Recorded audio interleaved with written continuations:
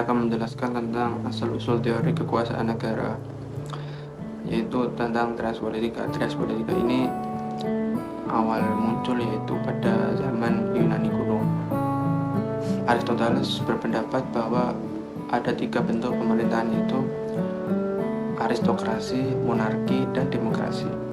Dan dari ketiga bentuk pemerintahan tersebut itu tidak ada yang ideal jika digunakan, maka dari itu harus dicampurkan ketiga bentuk pemerintahan tersebut agar ideal. Lalu pada abad 17 dan 18 itu muncul tokoh yang bernama John Locke. Dia mengemukakan 3 bentuk pemerintahan, yaitu eksekutif, legislatif, dan federatif. Dan ketika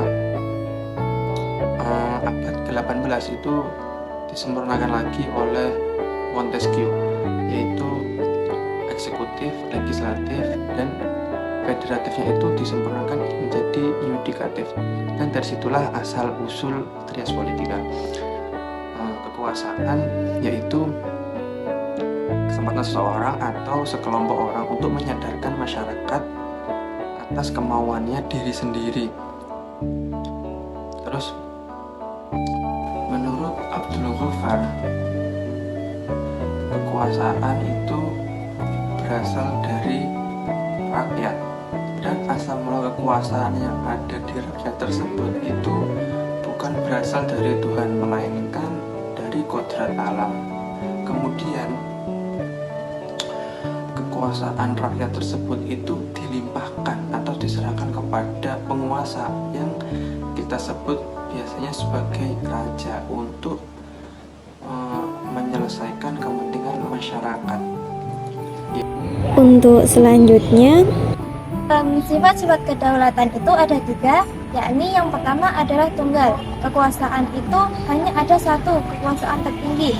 Jadi kekuasaan tidak bisa dibagi-bagi. Yang kedua adalah asli, yaitu kekuasaan itu berasal. Jadi kekuasaan itu tidak bisa terlahir dari kekuasaan lainnya.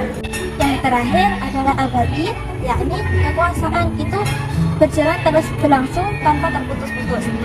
Artinya seperti pemerintah dapat berganti, terus kepala negara boleh berganti atau meninggal dunia, namun negara dengan kekuasaannya itu harus berjalan terus-menerus tanpa terputus.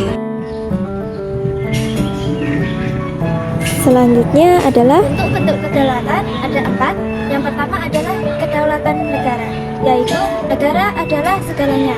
Kedaulatannya tinggi, tunggal, dan tidak dapat dibagi-bagi.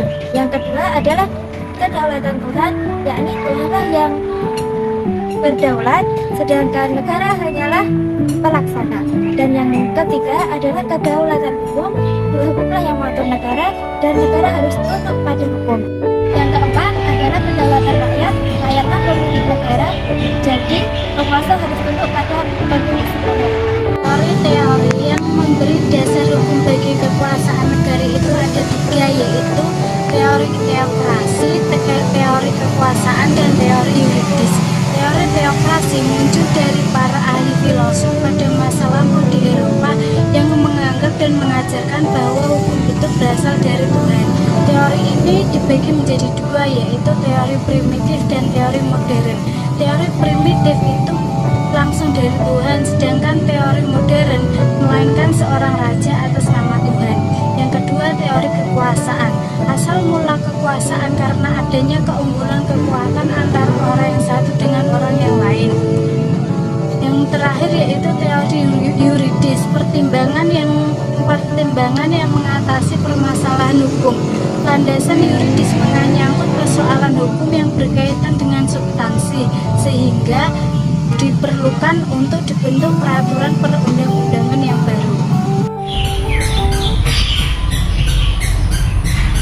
Karena pernah berkata, jadikan diri kamu sebagai kesaksian bahwa kekuasaan presiden tidak batasnya, karena yang lengkap itu hanyalah kekuasaan rakyat, dan di atas segalanya adalah kekuasaan Tuhan yang Maha Esa.